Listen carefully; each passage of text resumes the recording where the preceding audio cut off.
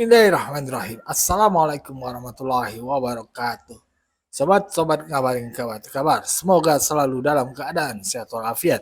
Setelah diberikan rezeki yang halal, berkah, lancar dan juga banyak. Ihsanuddin Nur. Orang pintar, cerdas, ahli, luar biasa.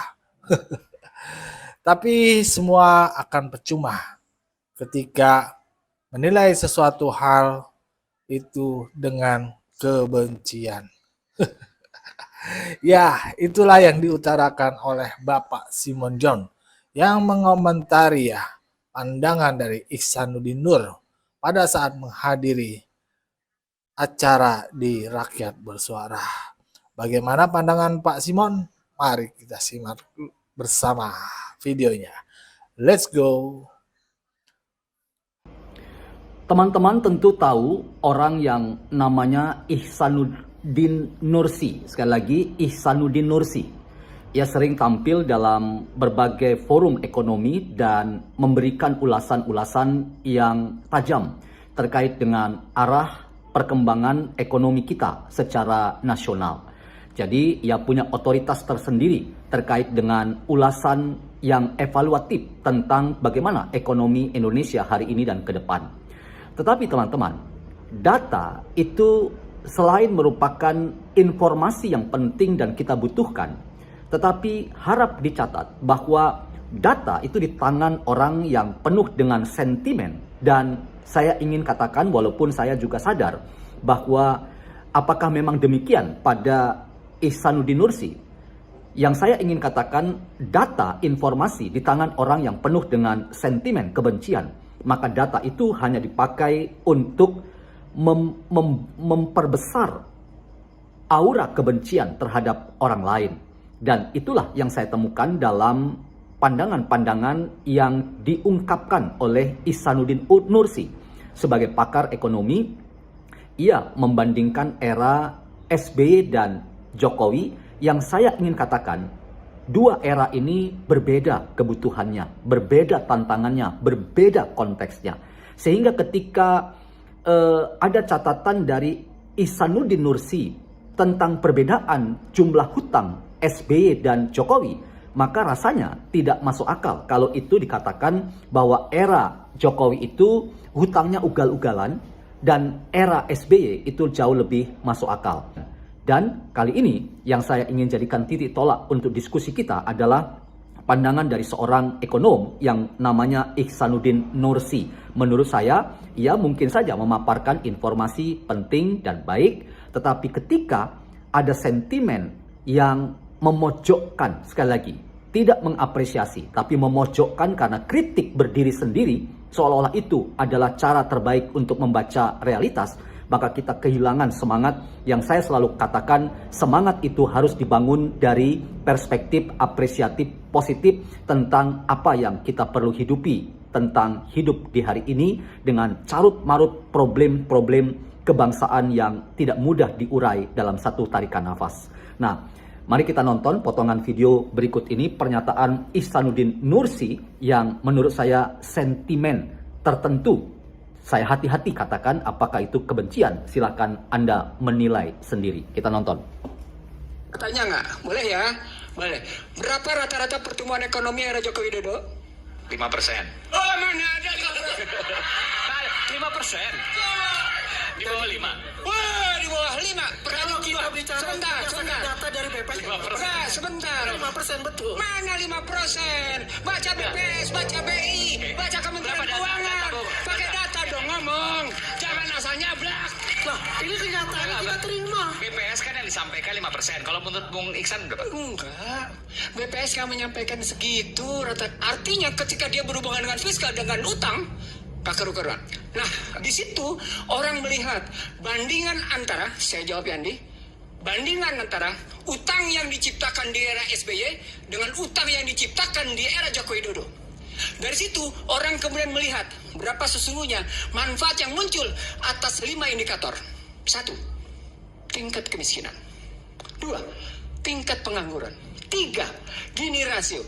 4, tingkat pendidikan. 5, tingkat kesehatan. Diukur 5-5-nya. Dan jawabannya? Negatif.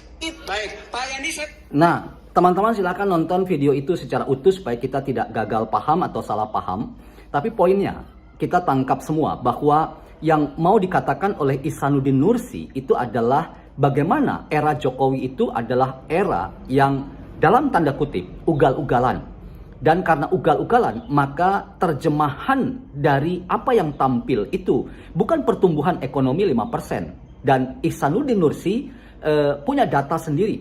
Dan itu artinya data BPS ia anggap itu data yang tidak valid. Ya, kita harus dibandingkan dengan data yang dikeluarkan BI, data yang dikeluarkan oleh BPS dan seterusnya. Nah, pertanyaannya adalah kalau data BPS tidak dipercaya, lalu kita mau percaya seperti apa? Bukankah BPS harus kita anggap juga sebagai salah satu, sekali lagi, salah satu. Sehingga tidak salah mengatakan bahwa pertumbuhan ekonomi Indonesia di era Jokowi itu 5%. Dan problem kedua yang dikatakan oleh Ihsanuddin Nursi ketika mengatakan bahwa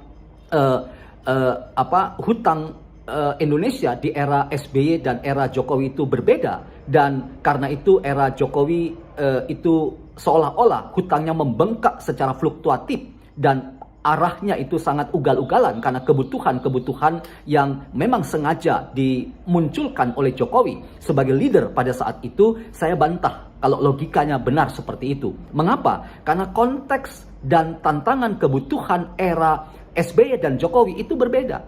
Yang tidak disebut oleh Ihsanuddin Nursi itu adalah kedaruratan yang itu terjadi di era Jokowi.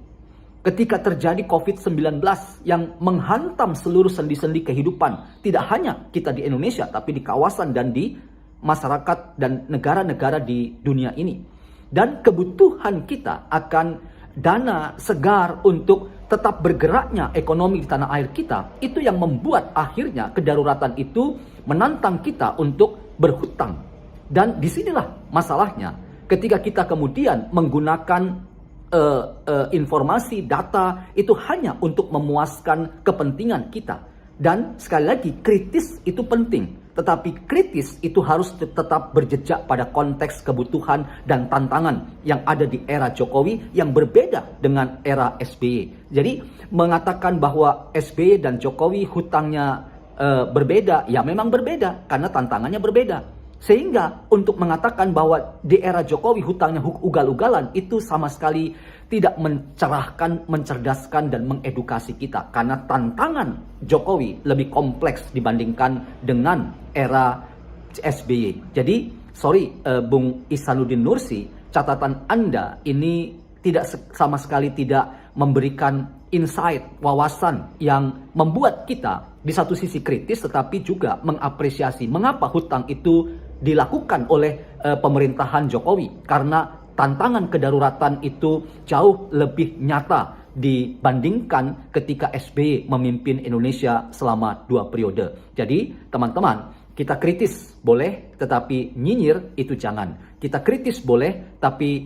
menebar kebencian dan seolah-olah membandingkan bahwa ujungnya, kesimpulannya bahwa era Jokowi itu penuh dengan tindakan ugal-ugalan, itu juga tidak pada tempatnya. Dalam konteks ini, saya tetap merasa bahwa apa yang dilakukan oleh Jokowi itu tepat pada masanya. Dan kita tidak perlu selalu mengatakan bahwa Jokowi itu sumber masalah, dan karena ia sumber masalah, maka ia harus yang sekarang sedang berkembang menjadi isu nasional yang sengaja dipompa terus-menerus dan ditebarkan untuk menarik opini massa, yaitu usaha kita untuk mengatakan bahwa Jokowi layak diadili. Pengadilan Jokowi itu target yang menurut saya penuh dengan konspirasi jahat.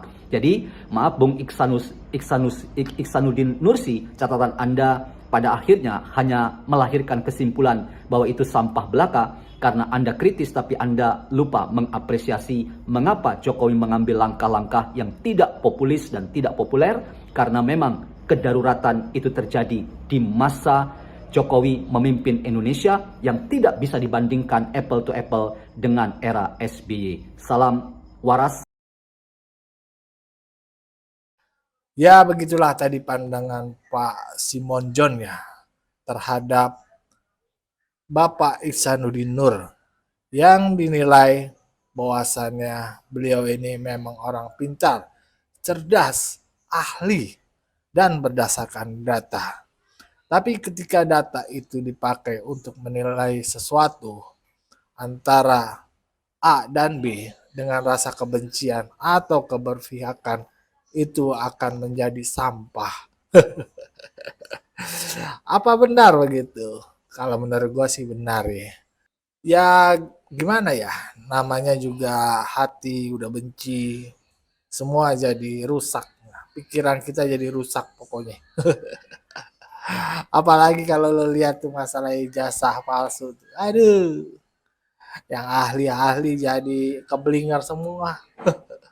Padahal itu hal yang biasa, hal yang gampang untuk dicek kebenarannya ijazah palsu atau bukan. Tinggal tanya dari yang pembuatnya, udah clear. Cukup sampai di situ. Dan kita harus percaya dengan instansi yang mengeluarkannya. Bagaimana menurut pandangan sobat-sobat? Berikan pandangan yang di kolom komentar. Wassalamualaikum warahmatullahi wabarakatuh.